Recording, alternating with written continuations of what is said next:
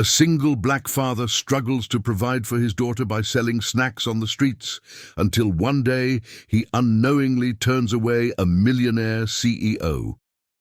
What happens next will warm your heart. Like, subscribe, and share this story, and tell us, where are you watching from? Marcus Johnson, a 42-year-old single father, stood on a cold New York morning behind his small snack cart, watching the city rush past him. Every day started the same way, with the aroma of roasted peanuts, caramel popcorn, and warm pretzels filling the air. The crowd rarely noticed him. People in suits, students, tourists, all too busy to look twice at a man trying to make a living. Yet Marcus never complained. Life had tested him enough. Since losing his wife 3 years ago, his only purpose had been his 8-year-old daughter, Lila.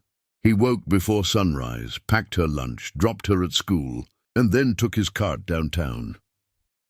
Despite the exhaustion, Marcus carried a quiet dignity. He believed in earning an honest dollar, even if it came one snack at a time. Sometimes, when the wind was gentle and the city noise softened, he'd think about his old dream, owning a small restaurant that served love in every bite. But those dreams felt distant now, replaced by the simple hope of paying rent and giving Lila a better life. Still, every evening when he saw her smile, it reminded him why he kept pushing forward, no matter how hard the struggle. One brisk afternoon, Marcus was arranging his snack jars when a sleek black Mercedes stopped nearby. From it stepped a woman in her mid-30s, elegant and composed, wearing a cream-colored coat and heels that spoke of wealth and confidence. She approached his cart with curiosity, her eyes scanning the homemade treats. "These look amazing," she said with a genuine smile.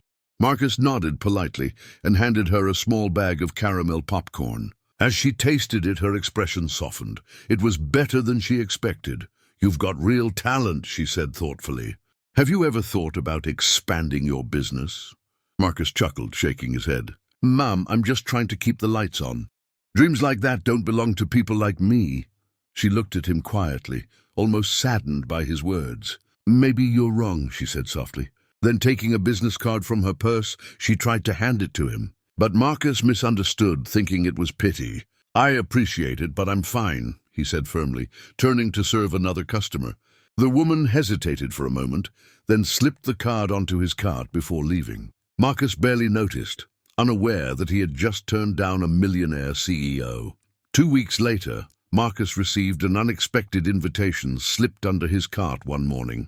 It was for a local business expo, offering small vendors a chance to showcase their products for free. Unsure but encouraged by his daughter, Marcus decided to take the risk. On the day of the event, he wore his cleanest shirt and pushed his cart into the crowded exhibition hall. The place was filled with polished booths, banners, and confident entrepreneurs. He felt out of place, but reminded himself why he was there, to show the world his hard work.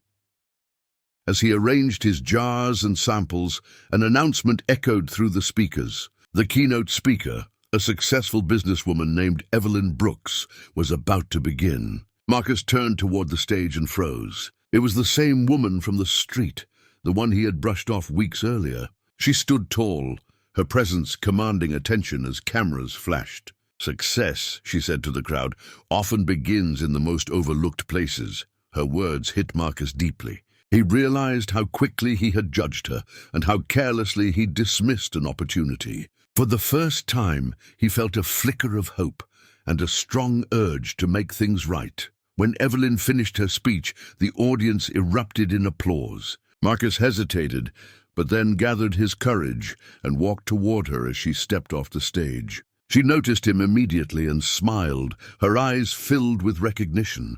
"Do you remember me now?" she asked gently. Marcus's face flushed with embarrassment. "I do," he admitted quietly. "I thought you were just being kind that day." "I didn't realize who you were," Evelyn chuckled softly. "I wasn't being kind, Marcus. I saw potential in your work and in you." She invited him to sit with her, and they talked for hours about his recipes, his story, and his vision. Impressed by his honesty and dedication, Evelyn made an unexpected offer, a partnership. She wanted to feature his homemade snacks under her company's label, keeping his name on the brand. Marcus was speechless. For years, no one had believed in him, and now a millionaire CEO did. Within months, his snacks hit store shelves across the state, carrying his name proudly. Standing beside Evelyn at a launch event, Marcus looked at the cameras and smiled. "Dreams don't die," he said. "They just wait for the right person to believe in them." Evelyn nodded, proud and moved.